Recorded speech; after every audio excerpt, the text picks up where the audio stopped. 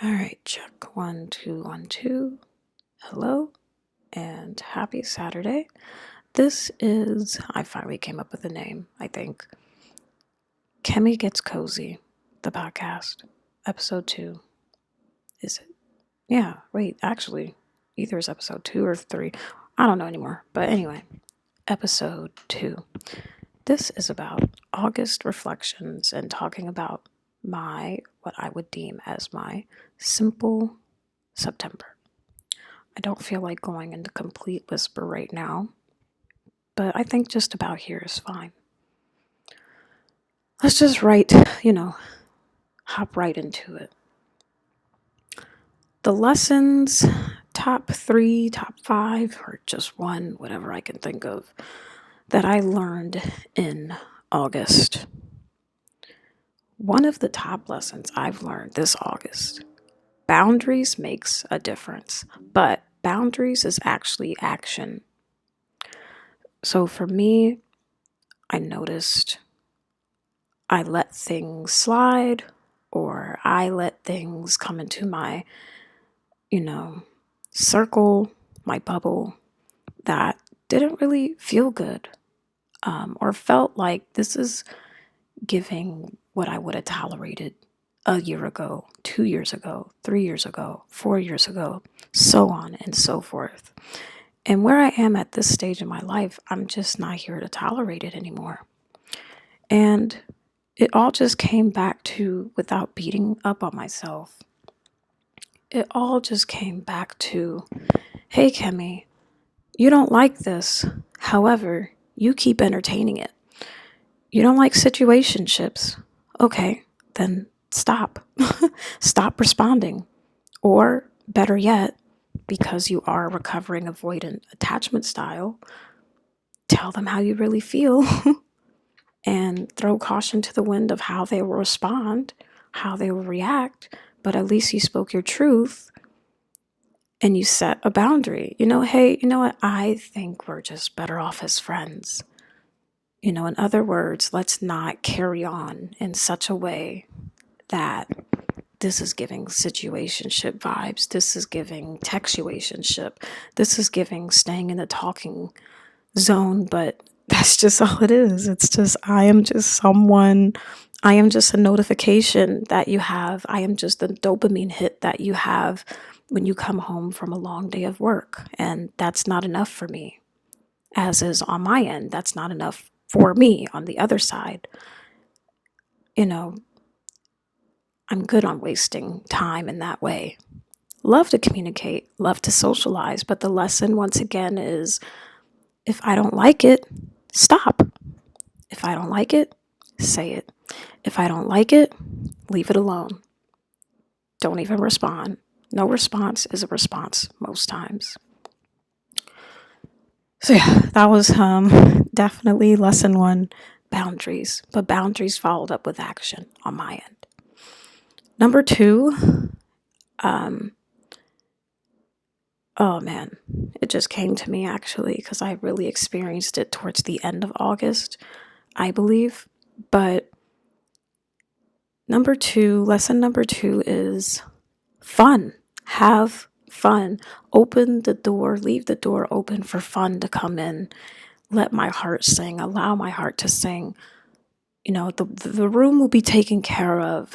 That chore will be taken care of. That, task will be attended to. But in the meantime, get a break, have a break, go and have fun. Live. Live, live, live. Especially now that I am working. Congratulations to me. If you know my journey, then you know how the employment journey was just very trying, very triggering. But now we're in a different season of life. Very grateful for that. And because of that, I noticed that my time is flying now. Before, when I wasn't really employed, or when I was doing more so like gig work or, freelance, time was so slow. And now it's like, jackrabbit. So because of that, that's why I put this lesson for number 2 of like, go live your life. Like I could blink and I could be 35 now. I could be 45 now, so it will get done. Go live instead. It will get done. So yeah, again, lesson number 2, allow room for fun. It will get done anyway. It will. Number 3, for something that August has taught me, the third lesson, if it comes to me. Oh my God, yeah, it just came to me now. Lesson 3 for August for me has been self-care is an everyday routine. It's an everyday ritual. It's an everyday thing. It's not something I'm going to do it on Saturday. Like, I'm going to do self-care Saturday and do self-care Tuesday. No, every day, every day, every day, every day, every day. And it's like, I knew that, but like, it just really knocked me in the noggin this week in particular, especially since this was the week that I started my new job. So I really was challenged with how to take care of myself now that this factor that has been so, I don't want to say unstable, but chaotic is actually the best word to say. How do I take care of myself now that I have this aspect of life that's now seemingly stable when it was once unstable and chaotic? So yeah, every day we got self-care to do. Whether it's, remember to brush my teeth at night. I'm very vigilant about my gum health, about my oral health. I have family that have gum and teeth issues or just concerns. So that inspires me, that motivates me, that moves me to really be on top of my oral health.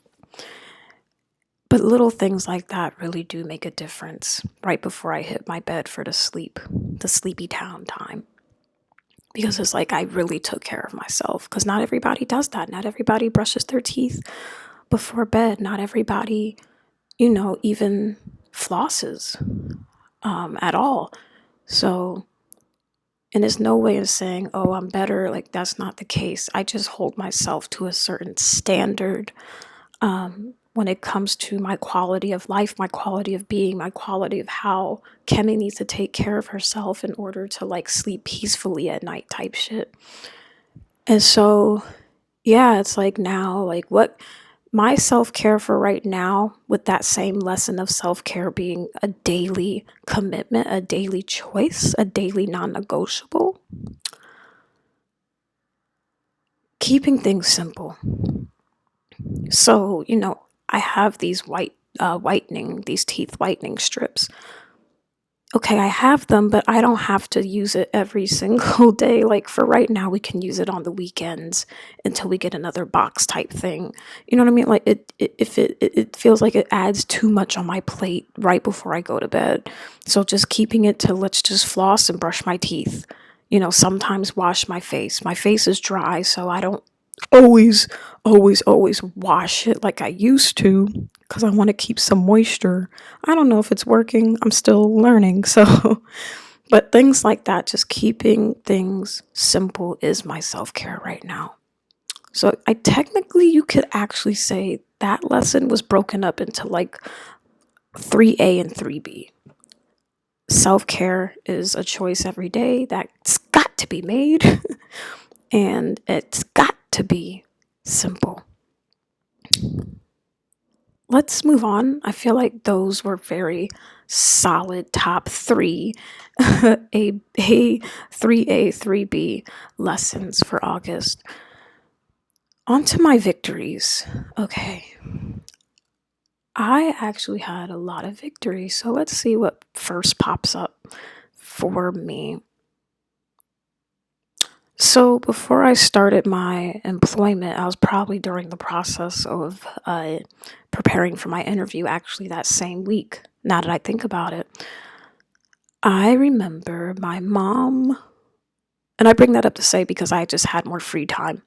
So that's why I'm bringing this up. So anyway, when I had some more free time on my hands, I actually accepted my mom's invite to go to this horse farm for her, I guess, some type of benefit when you're a veteran. She's an Army vet. And so anyway, I think they have like this program for veterans for especially anxiety, which she does have. And so I just tagged along with her. I don't know if I was not gonna go, but I was just not really having a great day mentally. Um, it was a trying day. And so I still went despite my mood and stuck to the plan to go with her because we talked about this for maybe a week or two and I was looking forward to it. And so I'm so grateful that I did, and I'm so grateful that I got it documented when I did as well on my phone, because when I tell you that, oh, that's what it was. Okay, veterans program for horse therapy, or like either this horse farm provides horse therapy services. That's what I was trying to say. Girl, horse therapy is real. Horse therapy is real, it's real, it's real, and it works. Horse therapy works because I just felt like complete shit. Physically, I felt bad. Like, I just, ugh. But when I was there and meeting all the horses and knowing their names and their origins, and like, oh, such and such brought their horse here, they donated a horse, the horse's history, their personality, and just how majestic they looked, how beautiful they looked. And it might have been my first or second time being this close up to these horses in the stables. And I remember taking a picture with one of them in particular. I think her name was Xena. She was a blue-eyed horse, beautiful, gorgeous, black and white, long black mane, and bright blue eyes. And I never seen a blue-eyed horse in my life, but we connected. And it's funny because the tour guide was saying that Xena actually used to be very mean, but she had to just get her hormones rebalanced and checked. And she became a nicer person, basically. She calmed down and got kinder. And I just felt so connected. I feel like we had an intuitive connection. Like we just looked each other into the eyes, and she just really took a liking to me, and I took a liking to her. I mean, I really connected with most of the horses, but her in particular, I just felt like, oh man, like I see you. As someone who possibly needs to go, not possibly, it's not possible. I know I need to actually, that's on my that's actually one of my goals, is to go and get checked out to see if my hormones are out of balance, which, I'm open to, saying right now, because there's so many people that may live with it and may not know, why they've been acting the way they've been acting, or like certain food just, makes them feel or act a certain, you know what I mean? So, you know, intuitively, that was also like a heads up for me of like, you know what, it's time to take care of that myself as a human. And I know some people that actually have done that, to get that clarity, to get that diagnosis. So if that's you, hey, maybe this is your sign.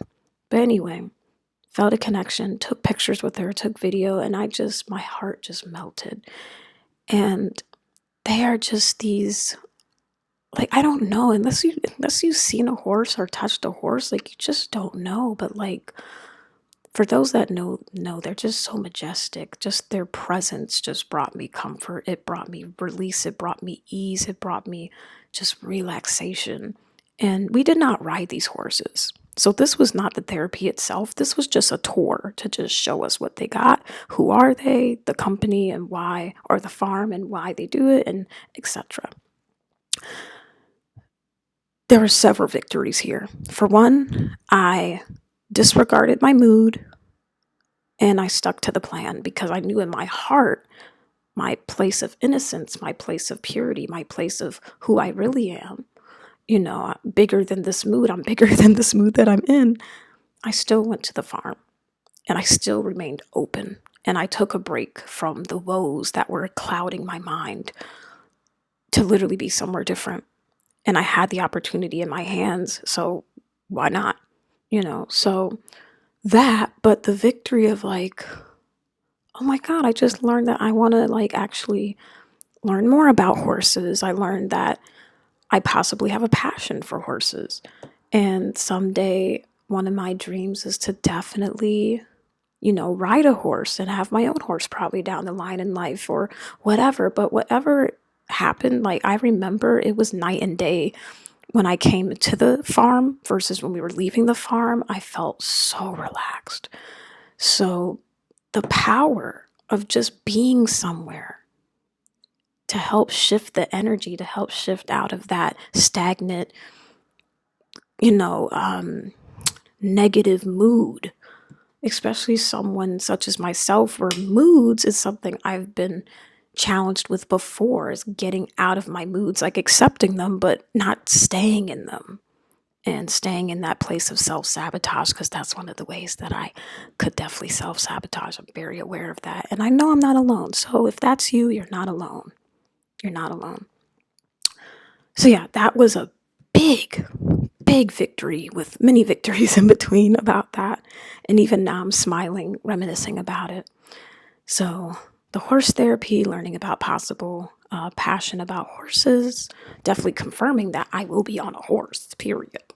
Any other victories that I experienced this August? Oh my God. Okay. Something else that was finally like a manifestation that came true was I finally had, for one, the funds. I had the funds, I had the time, and I had the open-mindedness and the car, because I don't have a car at the moment, so I use my mother's. Ooh, excuse me, shout out to my mother. But everything was aligned for me on a Tuesday night to go to a bachata class, finally. And not only that, it wasn't just a bachata class, but also it was like, hey, for the first hour, we're going to teach you the bachata.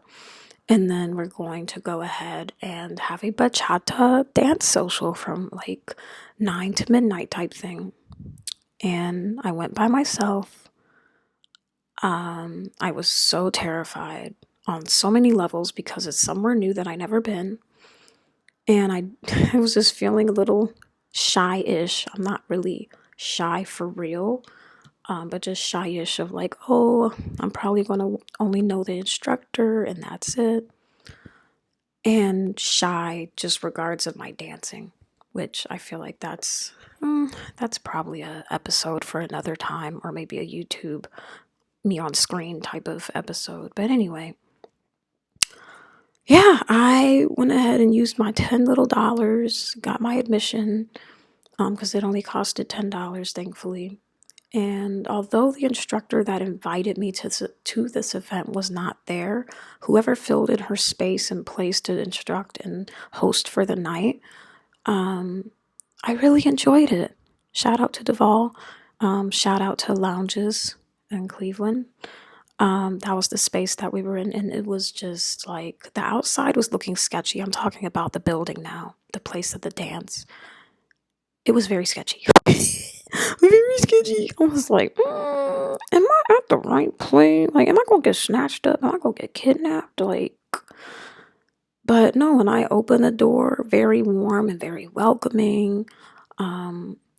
Very artistic space. It's a multi-purpose, creative space where you could do podcasts. They have an open bar. Well, not open bar, but they have a bar there. They have a barber. There's like a little barber shop as well. I don't know if that's actually a barber shop they use to cut hair or it's aesthetic, but either way, dope as hell. Lots of paintings on the walls from local artists, one of which he was actually there that night, and he dressed really nice. Like, I love seeing, like, I'm an artist myself, like I'm a creative myself, so I love seeing other people's personal style, especially when they are creative, because they just dress a certain they dress so artsy. I love it. I eat it up every time, just about. And so yeah, it was just such a beautiful turnout. Like, I remember, again, I was in my heart space. Like, despite the mood I was in, I'm seeing a theme here. This was not the plan. I swear, y'all, this was not the plan to have a theme.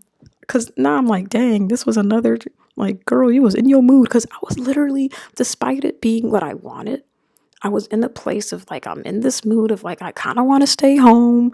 You know, I felt pretty stressed today because I had other things that went on earlier that day. I was exhausted. And I was like, maybe I should just stay, like, starting to make excuses. Again, being on that, I gotta work. I gotta get ready. I gotta, blah, blah, blah. But despite the mood, I still felt in my spirit, I still felt my higher self, my heart tell me it's time for you to go. You gotta go have this experience. You're going to, be gagged. And girl, I was gagged. It ended up working out better than I anticipated. And I got free parking. I didn't have to mention that, but look, that took a lot of stress off me. Free parking right in front. I didn't get snatched, you know.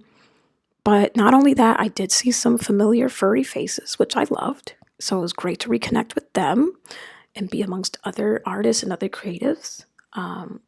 And this was huge because I was able to conquer being seen while dancing, because that was one of my biggest insecurities, next to singing publicly.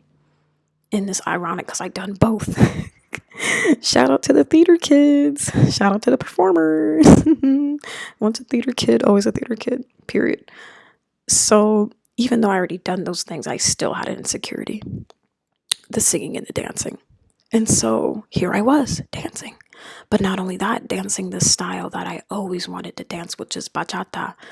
I did do some research on it, and people did tell me, the people that were there, that were instructors or had more knowledge about it, were there. Basically, it's a Latin dance style, but specifically from the DR, so Dominican Republic, where actually back in the day, I don't know the exact dates, but back in the day, it was deemed to be like the poor people's dance, basically. So it was kind of like this radical kind of dance in a sense, like kind of rebellious in a sense. But anyway, maybe we could debrief in another video when I learned some more research. But that's what one of the people told me, like this was the dance of the poor people, or what people perceived as the poor people. But yeah, I just always loved the style. I grew up around that. When I was like in middle school, I would see the kids do it and learn it, and I would watch, and I would be probably scared to learn. But yeah, I remember that. So it feels like home for me. That's what I'm actually trying to say. The bachata, even salsa, they both feel like home to me. And so yeah, I was like, wow, I'm actually here. I got out the house. I took the advantage. I took the opportunity. I didn't let my mood stop me. And it was so cathartic. I felt so free. I felt so present. I was barely on my phone. Like, I was really there. And I was really connecting with people. Most importantly, I was connecting with myself. And I was like, wow, if I can come out and dance and do this and learn it, I can really do anything, because this was literally, I swear to y'all, this was my number one biggest fear. Being seen dancing. Dancing with others, being seen dancing, being out publicly learning a dance. And I always let the other people that were there know, like, hey, I'm a beginner, and I didn't feel shameful about it. And they really respected me, and they respected that, and they appreciated that. And I learned so much just dancing with all these other partners, like their style, maybe their personality. And it was just beautiful. It was like, wow, all of this was on the other side of what I really feared. And so to this day, I'm very grateful. And again, shout out to everybody that helped me that day, or just was beautiful souls.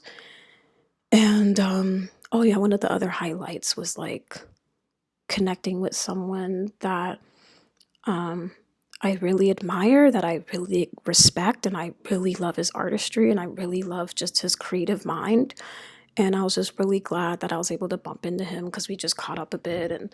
But not only that, I was just able to not feel alone about certain things, like emotionally and mentally, when we were talking about like attachment styles, and just talking about ancestry. And it just was like so beautiful. I was like, wow, like I would have missed this interaction or these kind of interactions as well. And just reminding me, like, Khemi, you're not alone. You're not alone. You're not alone in the world. There are other people that have been through it. Um, and so, yeah, even that was a big highlight for me and a big victory to just be open to those conversations, to then further open my heart. Because one of the things that I did also do out of self-sabotage, which I probably mentioned, I'm a recovering avoidance attachment style in particular. So just working on not closing my heart, not jading my heart, no matter what the past has done, for me, to me, whatever. So yeah, I can go on and on about that night. Maybe I'll do a video, because I have videos, or at least one video from that experience. But anyway, um, I wonder if I have another victory. Hmm. Hmm. It's not coming to me right now. Actually, no. No, it just no. I have a victory. A victory that I have is, this is actually tied from July. And I'm going to say it's technically a July-August victory because whatever I did in July set me up for August. Let me explain. And I can only share so much. But I put out that I needed help publicly. And although I was, again, fearful, my mood was like, well, I'm scared. But it was like, again, my higher self, my intuition, my heart was speaking to me and through me and was like, you know what you have to do? You got to get out of that pride and say, I need help looking for a job. And so I did. And it was received very well. And from there, that's how I got to here, basically. And not only that, I followed up with everything I needed to do. I didn't drop the ball like I probably used to when it came to when it came to the aspect of employment and career and relationships. I kept in contact, with said company, and, I really showed that this is where I want to be. And I was myself. That was the biggest thing. I feel like that's actually the true victory, is that I am where I am today because I was actually myself. I wasn't trying to be someone I'm not. And that was something else that I learned from my past, is that just doesn't work for me. It may work for other people in this area of their life, like of career, of work, of networking, but that just doesn't work for me. It's not for me. It's not my jam. It's not my tunes. It's not my song. So being myself got me to where I am today, to then work my very first week of my job. And this is the first time in a while that I feel like I can say I actually feel like I belong. And that took some adjusting. And I'm kind of still adjusting to feeling that kind of like safety within myself to even say that with conviction and not feel forced. It just oozed out of me this week. It was like, I actually fit here. I see how I can be an asset here. I see how, while still seeing areas of improvement within myself, at the same time, I see why I was selected. And in my most humblest, modest way of like, I deserve this and I appreciate this. And so I'm going to be myself, and I'm going to do whatever I can to really protect this time that I'm here, because I see myself really being here, and I'm enjoying it, and I appreciate who's here with me, team wise, as in like my colleagues and whatnot. And so, yeah, I'm just really proud of myself. I really took a big leap of faith to go to the other side of the train tracks that I have not been before. But that's me. That's who I am. Khemi is, even sometimes to a fault. Khemi is ambitious. Khemi, you know, um, just is so a big explorer and just so passionate about trying new things. And, that's just such a beautiful aspect of myself. And, it was scary, and it still kind of is like, ooh, like this is out of my comfort zone. This is out of my not out of my league, absolutely not. But it's like the woman I envisioned to be, this matches that.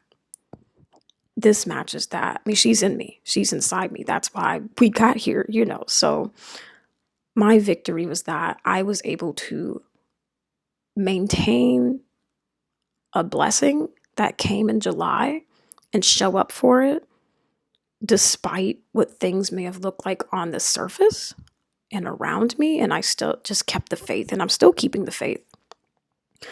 But yeah, it was that victory of like, I can really trust my decision making. You know what? There we go. Boom. That's kind of the part 2 to this victory. A big lesson or a big victory in August for me, amongst all these other victories, which is a great way to close up the victory section of our reflection. I can trust my decisions. Period. I can trust my decision making because, once again, a year ago, 2 years ago, 3 years ago, 4 years ago, so on and so forth, and especially in college, Lord, I just wasn't fully trusting my decisions all like that. Sometimes I was, but sometimes I wasn't. But in August, girl, this past month, I've been building and practicing to trust my own decisions, trust my own choices. So that's really the bigger picture here when I say that victory is from July, but August really solidified in my face. Okay, I could trust my decisions. It's a wrap. It's a wrap. A woman that can trust her own decisions, stand on business, back it up, be in her integrity. She's dangerous, baby. She is dangerous. So I love that. I have like my booklet out of all these reflection questions, but I don't know. I'm trying to see what else we could cover.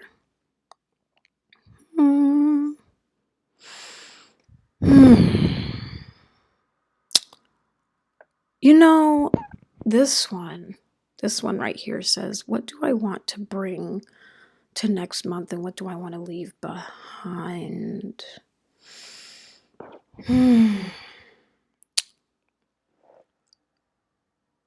Actually, I probably just keep that towards the end. I think that's a great ending one. I have like one more in me before we get to the ending prompt.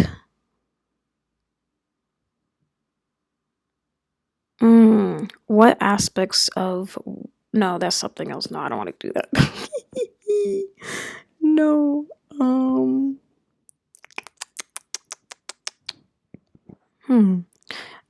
Okay, some things I was really grateful for this month. I think that's a beautiful one. And then that's a great transition into what will I bring into next month? What will I leave behind? So top gratitudes. Man, oh man, actually doing what I'm doing right now, this was yet again, just like the bachata, manifestation that finally came true. This also is a manifestation come true because I was saying for years that I was like, I just want to start my podcast. I want to start making faceless content for like when I just, I'm ready to create, but I just don't feel like showing my face that day. And it's not like, ooh, I feel ugly. Like, no, I just don't feel like it. Like, it's energy to literally get in front of a camera. If you know, you know. Again, I have a background in that, so I know. So, this right here, what I'm doing right now, I am grateful that, I'm grateful for this manifestation. I'm grateful that once again, I just made the choice to just finally take the leap and not care what it looks like, not care what it sounds like, just be myself and show up. And we're already, like I said, on episode 2 or 3, because I really don't remember. I don't remember. And now we're here. So that is definitely gratitude. Yes. Something else that I'm grateful for. Well, now that I'm working, I appreciated them before, but I really appreciate my village. I appreciate what I would call my village, my inner circle, and that includes Barry the puppy. He's now 9 months old. I know, it's like he was just here, just 3 months old ago. Like, oh my God, he was just a little squirt. That's a little squirt fluff. But anyway, just every time I come home, guess who's greeting me? Him. And it's like, how could you not melt? How could you not be grateful? How could I not just like, oh my God, you know what? Doesn't matter how the day went before, this is what I come home to. Like, is this how people feel when they have kids and they come home from work or whatever, or for school, and they're like, mommy, mommy, or whatever? I mean, I'm not saying I'm trying to have kids right now. I'm good. I do love kids, but I'm not trying to have one right now. But this is as close as it gets for me, cause that's my buddy, that's my friend, that's my dog, that's my twin. Um, Shout out to that creator on TikTok. If you know, you know. But yeah, just the warm embrace, um, home cooked meals.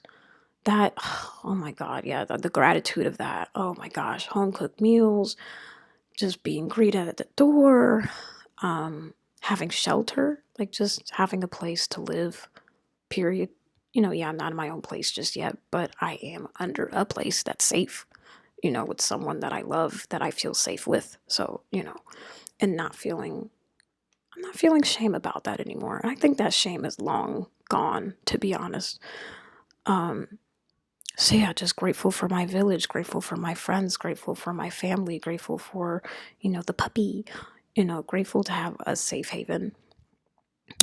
Um, and I feel like my last bit of gratitude of what I was really grateful for this month of the month of August.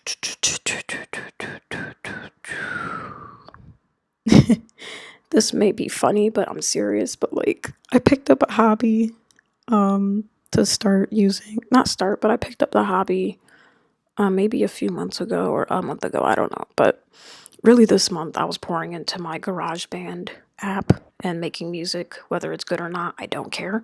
It's cathartic. It's healing. I'm a creative. I need somewhere to just create non-judgmentally. So that has been a big, big, big thing for me, especially like yesterday when I was at work. I like brought my little crochet kit. FYI, I am learning to crochet. Just putting that out there. I am a strong baby beginner. I barely know what I'm doing, but I'm so enthused about the journey. However, it's definitely frustrating. And so I brought it with me to use part of my lunch to kind of help de-stress. Yeah, I know. Laugh at my face now. For those that crochet, yeah, just laugh. Laugh. Go ahead. I'll give you a moment. Okay, you're done. Anyway, forget your judgment. I brought it to try to practice or whatever I was doing. I was just so flustered. I was already having a flustering day as it was. And so I was like, you know what?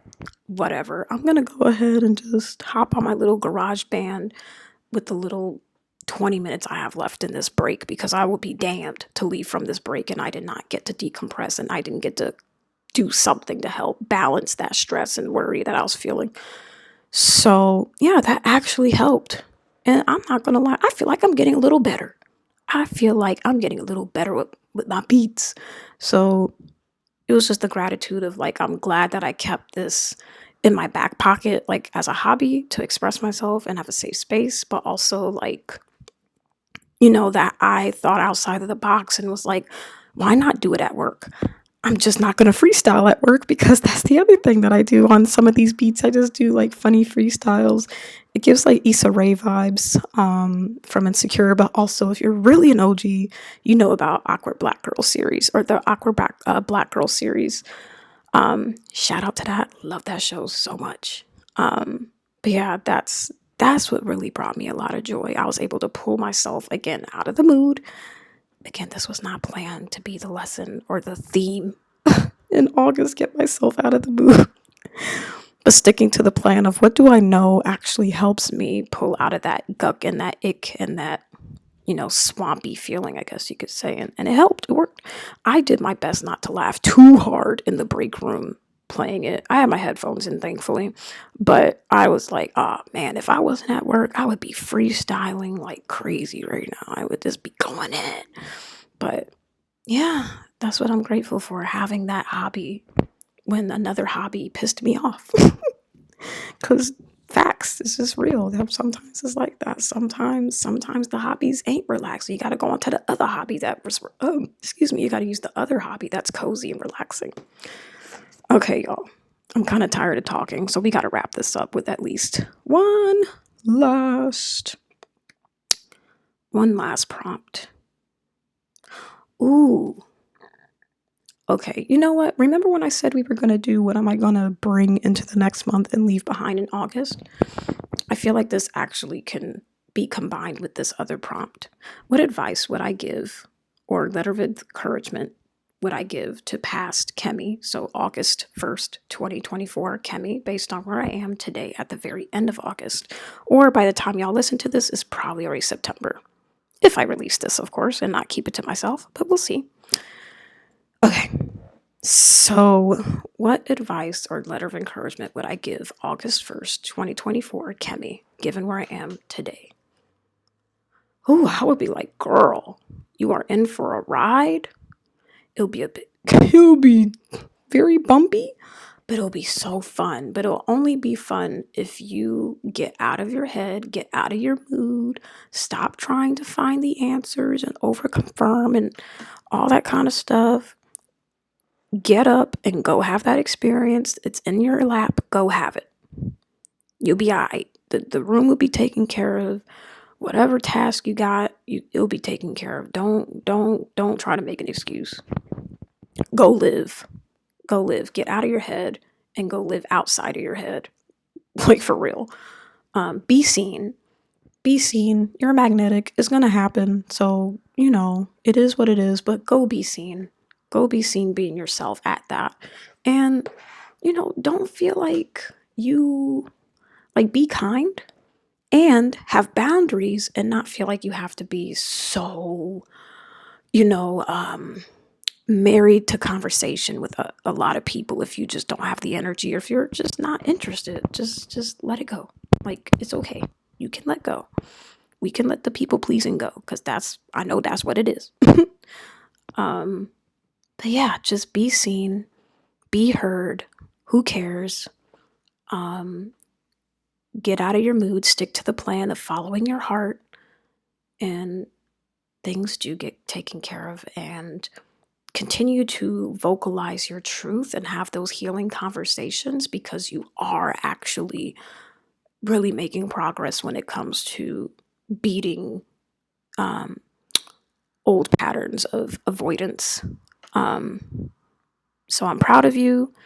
And with that, I feel like that's a great segue into what do I want to bring into next month and what do I want to leave behind. I want to focus on what I want to leave behind first. I want to leave behind complicating things. Sometimes, as a very ambitious person, maybe even overly ambitious, I feel like we can tend to complicate and make things more challenging because we like challenges, but then we make things harder on ourselves and then we start to just spiral. That's actually the simplest way to put it. I'm so happy I put it like that because that makes so much sense. We begin to spiral and it gets stuck in that mood. And it's like, now you're overthinking and now you're not living. Breathe, chill out. You're being hard on yourself. So what I'm going to leave behind before I go into September is overcomplicating things, making things harder than what it naturally may be. And I'm going to also leave behind making excuses as to why I can't go live my life. Obviously be practical, yeah. But like some things, it's like, I know in my heart I'm supposed to go and experience that thing. So go experience it. It's right there. And the last thing I'll say that I'm leaving behind is I am leaving behind the need to respond to everything. So just not reacting so much, not responding so much. It's okay for me not to respond. That's okay. And then what I'm bringing into September, simplicity, baby. Simplicity, simplicity, simplicity. I'm also bringing in more preparation. That is a part of my self-care, being prepared as possible, as much as possible, especially with this new job, for sure. But simplicity, preparation, self-respect. There are just certain things I just don't feel like participating or partaking in anymore because it's just not me, either at all or it's not me anymore. It reminds me of years ago, Khemi. And yeah, that's just, I love her. I love her, love her, love her. And she got me to where I am and who I am today, but I don't have to keep being her anymore. We're not in that stage of life anymore. So that's what I'm bringing into September: simplicity. Lord, I already forgot what the second one was. Y'all, I already forgot. So that means it's a wrap, because if I can't remember, yeah, that's a wrap. Well, anyway, that has been another episode of, oh, what was the title of this again? Lord, I think it's Khemi Gets Cozy, the podcast, episode 2 or 3. Okay, I think I remembered. Anyway, thank you for listening, and take care of yourself as well. Stop taking yourself so damn seriously. Chill out. You'll get it done. You'll be alright. Breathe. Live. Stop trying to overconfirm. Anyway, peace, love, and light. I will catch y'all later. Peace.